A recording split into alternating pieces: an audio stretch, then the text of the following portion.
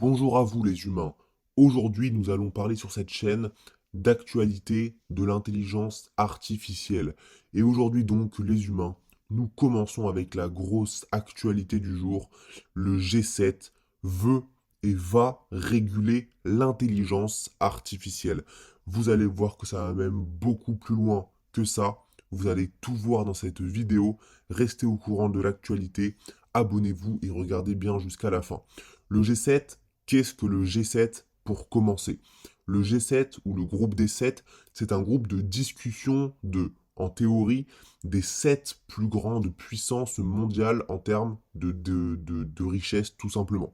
Cela comprend l'Allemagne, le Canada, les États-Unis, la France, l'Italie, le Japon et la Grande-Bretagne.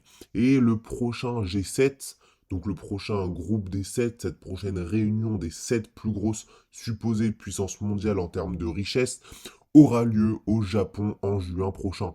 Mais alors pourquoi est-ce qu'il s'intéresse à l'intelligence artificielle? Est-ce qu'il n'y a que qui s'intéressent à l'intelligence artificielle dans les gouvernements, dans les assemblées? Et surtout, pourquoi s'y intéresse-t-il? Nous allons tout voir.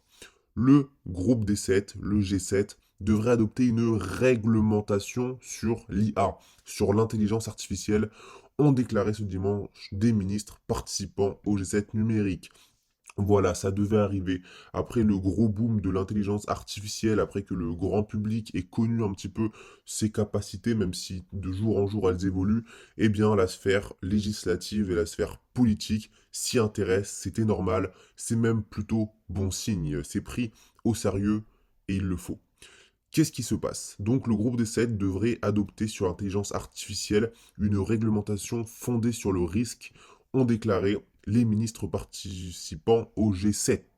Mais qu'est-ce que ça veut dire exactement? Nous allons voir ça tout de suite. En fait, ils veulent faire une réglementation pour mettre des garde-fous, pour mettre des limites à l'intelligence artificielle et aux risques que celle-ci peut faire prendre. Voilà. En fait, tout simplement, le rôle, en tout cas le rôle officiel de ces politiques, de ce G7, ça va être de protéger un maximum les gens de l'intelligence artificielle. Voilà leur but. Voilà ce qu'ils aimeraient faire avec cette législation. Ils voudraient encadrer tout ce que peut faire l'intelligence artificielle, hein, ils le disent. Hein. Bien qu'ils aient reconnu que les instruments politiques permettant d'atteindre la vision et l'objectif commun d'une IA digne de confiance peuvent varier entre les membres du G7. Par contre, évidemment, entre ces 7 superpuissances, les intérêts et les limites ne sont pas les mêmes. Donc il va devoir évidemment y avoir une bonne discussion sur, par exemple, est-ce que l'Italie veut fixer les mêmes limites que la Grande-Bretagne ou que le Japon? Voilà, on verra. Le Japon, c'est vrai qu'en général, est beaucoup plus strict, par exemple, que la France. Ils vont devoir s'accorder et créer une sorte de législation des plus grosses puissances sur l'intelligence artificielle. On parle notamment évidemment du robot ChatGPT, hein, la mascotte de l'intelligence artificielle qui a été soutenue par Microsoft. ChatGPT, si vous ne savez toujours pas ce que c'est, de 1, abonnez-vous, de 2, tapez sur Google, vous allez être assez impressionné. Et voilà, puisqu'on parle évidemment du G7, donc ce groupe de discussion des 7 plus grosses puissances mondiales, il y a évidemment le Parlement européen qui s'est également saisi de tout ça. Il y a eu des accords préliminaires, voilà. Alors eux, le Parlement européen, c'est beaucoup plus concret que le G7. Hein. Ils disent carrément, hein, regardez bien, il faut juste que je retrouve la ligne sur l'article, ils disent que cette année, il y aura une législation sur l'intelligence artificielle, tout simplement.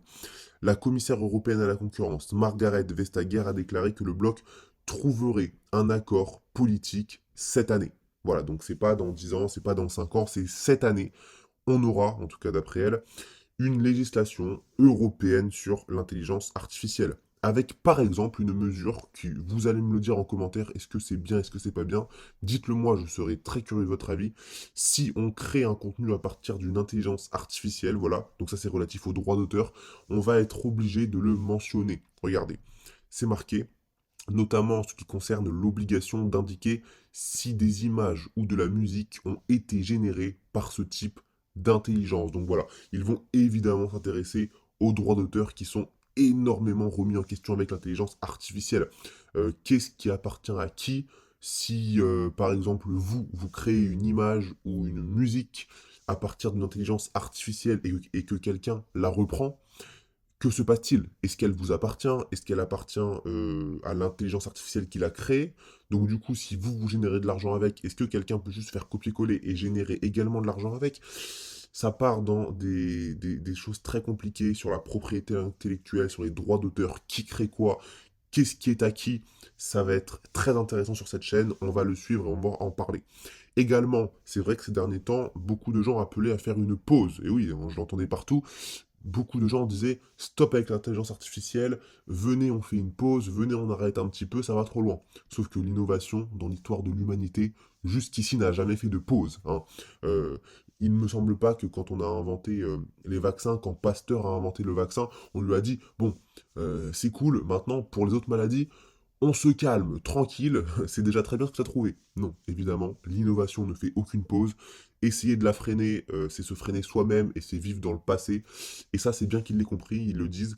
Faire une pause dans le développement de l'intelligence artificielle n'est pas la bonne réponse. L'innovation devrait continuer à se développer, mais au sein de certains garde-fous. Voilà, donc essayer de la maîtriser sans que ça nous dépasse, que ça ne termine pas comme dans les films. Voilà. Et ils disent que voilà, c'est aux démocraties, hein, c'est au Parlement, c'est aux élus de poser ses limites. Il a ajouté que la France accorderait certaines exceptions, voilà, donc on verra lesquelles. Donc, dites-moi ce que vous en pensez. Est-ce que selon vous, que le G7 et que le Parlement européen et que très certainement le Sénat aux États-Unis se saisissent de l'intelligence artificielle pour poser des limites, est-ce que c'est bien? Est-ce que selon vous c'est bénéfique? Et est-ce que selon vous, ils ont derrière un objectif noble ou ils y voient leurs propres intérêts? Je vous laisse me répondre en commentaire. N'hésitez pas à vous abonner. À demain pour une prochaine vidéo.